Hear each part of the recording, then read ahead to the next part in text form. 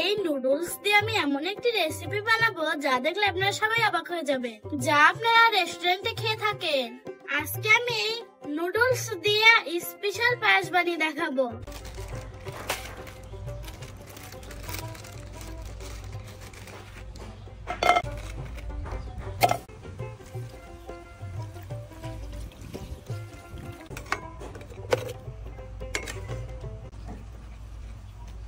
দেখেন দেখতে কি সুন্দর লাগছে। পাঁচটা এলাচ, এই যে দেখুন আমার নুডলসের পায়েস হয়ে গিয়েছে, সেই মজা খেতে।